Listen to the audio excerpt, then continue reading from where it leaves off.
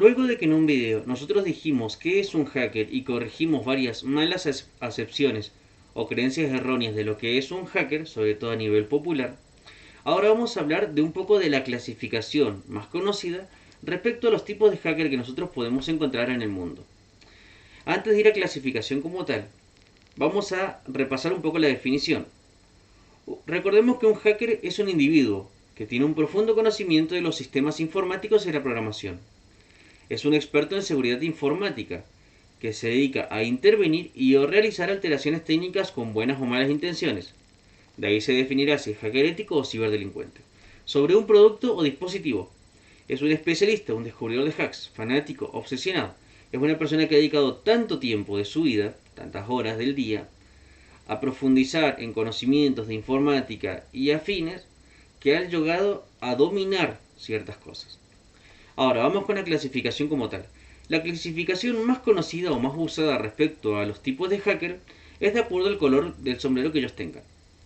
Este color simbólico representa a cada uno a qué se dedica. La más conocida es hacker de sombrero blanco, hacker de sombrero negro y hacker de sombrero gris.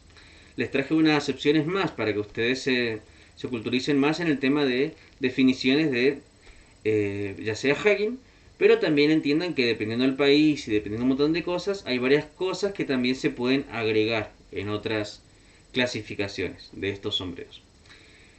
En primer lugar tenemos al White Hat Hacker, el hacker del sombrero blanco. Propiamente estos serían los hackers éticos, ya que son profesionales que utilizan sus habilidades para mejorar la seguridad de sistemas y ayudar a las organizaciones a protegerse de posibles ataques de cibercriminales o ciberdelincuentes.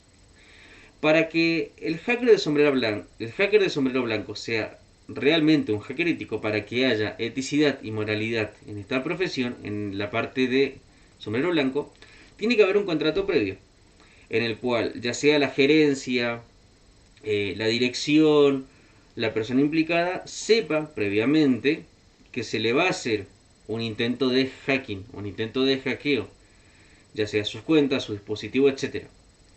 Y posteriormente a hacer eso tiene que haber un informe de pruebas de penetración o un informe de auditoría de seguridad, en el cual se mencione paso a paso lo que se hizo o lo que se intentó hacer y qué se logró hacer. Y en base a eso, qué se le recomienda hacer, en este caso a la víctima, ya sea dispositivo, cuenta, empresa, etcétera, para mejorar eso. Además, el hacker ético hace un seguimiento, no es que hace todo y se va, sino que simplemente después se cerciora que la empresa a la cual auditó siga haciendo lo que él aconsejó que se hiciera.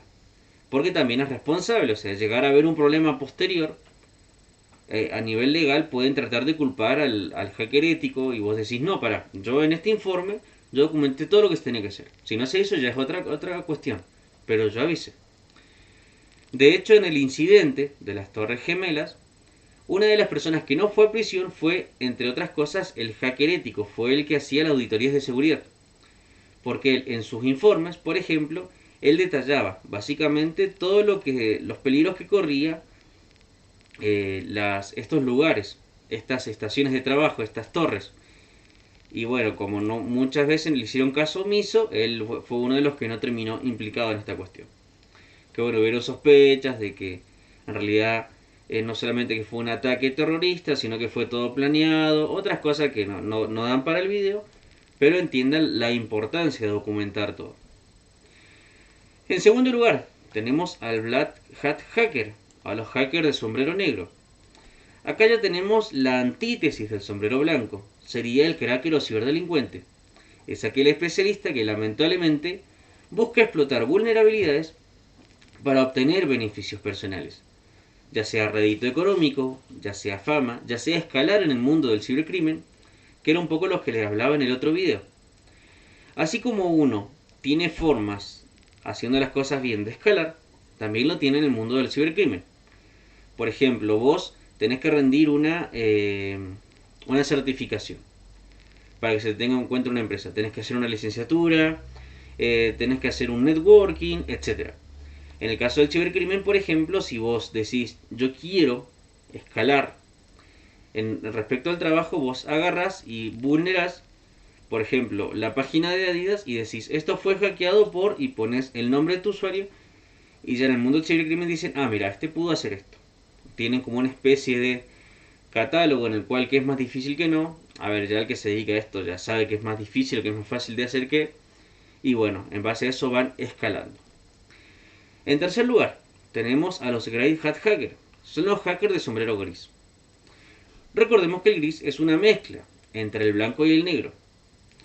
Y por eso se dice que esta es una mezcla de ambos mundos. ¿Por qué? Porque estos actúan sin el consentimiento previo de la entidad. Si van a hackear algo, simplemente lo hacen, no preguntan, no piden permiso, no firman contrato. Pero en vez de estas explotaciones o aprovecharse de estas vulnerabilidades, hacerlo para su beneficio, por ejemplo, robar información y venderla en la deep web, o publicarla, o amenazar con publicarla, pedir un rédito económico, etcétera, simplemente lo que ellos hacen es decirle a la empresa, mira, descubrimos estas vulnerabilidades que tenés que corregir. Sería como una especie de los Robin Hood de la ciberseguridad, del hacking ético. Sin embargo, yo personalmente no recomiendo mucho esta tendencia, por así decirlo, o este tipo de profesiones, sí, porque recordemos que cuando vos simplemente haces cosas sin el consentimiento de la empresa o organización que auditas, estás cometiendo, sobre todo dependiendo del país, una situación ilegal, actos ilegales. Y las otras personas, las otras entidades pueden tomar represalias legales contra vos, más allá de que hayas tenido buenas intenciones, más allá de lo que hayas hecho haya sido correcto en el sentido de que realmente les evitaste que un ciberdelincuente les haga bolsa todo. Pero sin embargo ellos pueden tomar represalias y decir, yo no di los permisos, porque es equivalente que alguien entre a tu casa sin tu permiso, es una invasión a la privacidad. Bueno, hay un caso muy famoso en Estados Unidos en el cual un par de estudiantes y profesionales de la ciberseguridad, matemáticos, etcétera, dijeron en su momento, ¿qué podemos hacer para hacer plata? Y dijeron, bueno, intentemos hackear bancos. Y entre otras cosas, hackearon financieras y bancos. Y lo que hicieron fue sustraerle a cada banco un promedio de $1.000.000. Apenas se lo sustrajeron, se lo devolvieron. Y le mandaron un mensaje de, su sistema tiene fallas, contrátenos. La verdad que fue una jugada muy buena en el sentido de que, a ver, qué mejor forma de demostrarles que simplemente pueden ser hackeados por un cibercriminal. Y en el caso de los bancos aplica mucho el de, a ver, lo que más les interesa es el tema de la plata. Por eso en vez de tomar acciones legales dijeron, sí, a ver, los contratamos, pero siempre hay que tener mucho cuidado con esto y personalmente no lo recomiendo. Ya en cuarto lugar, tenemos a los Red Hat Hackers, a los hackers de sombrero negro. Estos son expertos, son élite de expertos en seguridad informática, también conocidos como equipo de Red Team, que se concentran en la seguridad ofensiva. Su labor es poner a prueba las tecnologías, desde todos los ángulos posibles, para detectar errores, vulnerabilidades y posibles peligros que podrían poner en jaque a cualquier empresa y privacidad y seguridad de los usuarios. Recordemos que los usuarios de una empresa no solamente son los empleados, son los clientes, son los proveedores, son los gerentes, son empresas terciarizadas, un montón de usuarios. Además, en la parte de hacker de sombrero rojo encontramos aquellos que se enfocan en vengarse o castigar a los malos actores, a los hackers de sombrero negro. Simplemente también se los llama cazadores de hacker, porque una vez descubren a un hacker o posible hacker de sombrero negro, le tiran con todo para no solamente arruinar su trabajo, sino arruinar sus dispositivos. En quinto lugar, tenemos a los Blue Hat Hackers, los hackers de sombrero azul. Son muy parecidos a los hackers de sombrero rojo, pero básicamente ellos se concentran en la parte de seguridad defensiva. En este caso, los hackers de sombrero azul son hackers de sombrero blanco contratados por una organización. Su trabajo consiste en mantener la ciberseguridad de la organización y prevenir los ataques. Una vez están en la organización, ya no se les suele llamar hackers, sino son analistas de seguridad, pentester, etc. Al igual que los hackers de sombrero rojo, suelen trabajar para departamentos informáticos de grandes empresas y su labor es poner a prueba las tecnologías desde todos los ángulos posibles para detectar errores, vulnerabilidades y posibles peligros. Entendamos que esto también se hace desde la seguridad defensiva. Sin embargo, tanto los hackers de Red Team como los hackers de Blue Team mezclan herramientas y estrategias ya sea de la seguridad ofensiva como defensiva. En sexto lugar, tenemos a los Purple Hats Hacker, a los hackers de sombrero violeta, morado. Recordemos que el morado o el violeta se obtiene mezclando el azul y el rojo. Por lo tanto, por simple lógica, podemos decir que son aquellos que combinan estrategias, herramientas y técnicas ya sea de los expertos en seguridad ofensiva, como Red Team, y los expertos en seguridad defensiva, Blue Team. Estos suelen trabajar mucho en grupos y son en realidad los que obviamente trabajan para empresas, trabajan en grupos y mezclan lo mejor de dos mundos. En séptimo lugar, tenemos a los Green Hat Hacker, a los hackers de sombrero verde. En este caso, a los hackers de sombrero verde se los denomina aquellos que son hackers pero inexpertos, aquellos que están aprendiendo, que no solo que no dominan un montón de herramientas avanzadas y sofisticadas, sino que además necesitan, por así decirlo, como una especie de tutoría de hackers más avanzados, pero que en realidad ellos todavía no terminan de definir si van a ser hackers de sombrero blanco o hackers de sombrero negro o grises. Sin embargo, están en camino a. Pero entiéndase que su mentalidad es distinta, o sea, ellos ya son hackers. Simplemente les falta ya sea más experiencia, más horas de estudio, más resolución de laboratorios, etcétera, para adentrarse más o dominar más, pero ya tienen la mentalidad. En octavo lugar, tenemos al Script Kidder. El Script Kidder es un aprendiz o experimentador respecto al hacking. Se le dice Script Kidder porque es como que él usa scripts ya hechos por otras personas, obviamente de código abierto, que puede encontrar en lugares como la Deep Web, pero que los usa ya sea por simple curiosidad o porque le funciona. A ver, personalmente hablando, el Script Kidder es más peligroso que un mono con navaja, como lo digo acá. ¿Por qué? Porque es alguien que no aprende, o no le importa aprender si se quiere. No razona, no analiza, y solo ejecuta comandos o programas sin comprender lo que está haciendo. No mide la magnitud del daño que puede ocasionar, ni hablemos del daño provocado. A ver, y tampoco ni hablar de hacer cosas en ambientes controlados. El Script Kidder es una persona que le llamó la atención a algunas cosas del hacking, de la ciberseguridad, y simplemente la explota ya sea por curiosidad o para ver qué pasa. Es como si vos estás haciendo una operación y encontrás una vulnerabilidad en una empresa, por ejemplo, que estás navegando por curiosidad a una página, lo que sea. Y vos decís, mira acá se puede hacer un ataque de negación de servicios. Un Script Kidder, a diferencia de un hacker o un estudiante de hacking serio, va a decir, a ver qué pasa, y va a tratar de hacer el ataque de negación de servicios sobre esa empresa, dispositivo, persona, entidad, etc. Sin importarle lo que pase. Ni hablemos de perjudicar a la empresa y demás. ¿En qué se diferencia un Script Kidder de un hacker de sombrero verde? El hacker de sombrero verde es un estudiante, es alguien interesado, quiere saber el cómo, el por qué, el cuándo, experimenta y hace todo en ambientes controlados.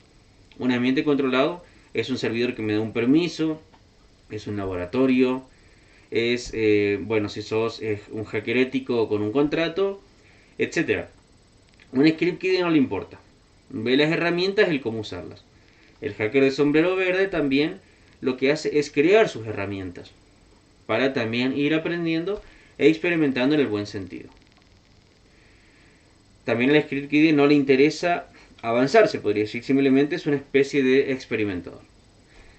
Ya en noveno lugar, vamos más allá de los sombreros, encontramos a los activistas. ¿Por qué los puse en este top? Porque entiendan que más allá del sombrero ya simplemente acá ya son hackers que ya oran por otras cosas o circunstancias. El hacktivista son especialistas que hackean sistemas para luchar contra injusticias políticas o sociales percibidas. Ellos hacen todo porque intentan sacar a la luz delitos cometidos por gobiernos o empresas hackeando sistemas y sacando a la luz información que sería secreta. Por ejemplo, el grupo hacktivista más famoso es Anonymous. Ha hackeado muchas organizaciones, entre ellas la Iglesia de la Cienciología, la Reserva Federal de Estados Unidos, algún que otro gobierno dictador, etcétera. Los que se dedican al hacktivismo lo hacen porque, bueno, por un ideal. Porque es como que lo que no pueden hacer algunos lo hacemos nosotros y es como un bien social percibido lo que ellos hacen. Finalmente, en décimo lugar tenemos a los hackers patrocinados. Los hackers patrocinados, como lo dice su nombre, son hackers que, especialistas o hackers que reciben un sueldo, pero a cambio de un gobierno. Normalmente son los gobiernos de su país, aunque bueno, hay hackers que son muy buenos, que son contratados por distintos gobiernos de todo el mundo, y que, bueno, algunos son hackers de sombrero blanco que trabajan para mejorar la ciberseguridad de la nación a la cual trabajan. Otros utilizan tácticas de sombrero negro para perjudicar a otros países. Por ejemplo, en estos conflictos bélicos como está pasando con Rusia y Ucrania, cada uno tiene su grupo de hackers que hacen técnicas y estrategias para arruinar a otros. También suele usarse mucho ya sea en el mundo de la dark web, de la deep web, por ejemplo, de contratar, de que una empresa contrate a alguien para que arruine, por así decirlo, a su competencia directa, ya sea en un comercio, ya sea en una organización, etcétera. Y por ejemplo, le obtiene, no sé, datos confidenciales y en base a eso, ¿qué puedo hacer yo para mejorar y así? Obviamente todas estas son técnicas no recomendables para nada, pero bueno, son cosas que pasan en el mundo. No por no quererlas, no significa que no pasen. Bueno, entendamos que el hackeo patrocinado es a menudo una forma de espionaje. El hacking consiste en que vos, una vez entras, ¿cuánto tiempo tardan en descubrirte? Bueno, se intenta obtener información de los gobiernos y todo esto se puede obtener para no solamente arruinar la competencia, la organización, el gobierno que se logró obtener esa información, sino para mejorar el otro o prepararse.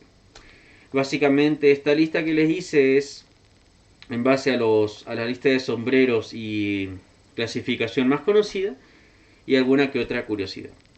Hasta acá dejamos el video. Muchas gracias. Nos vemos.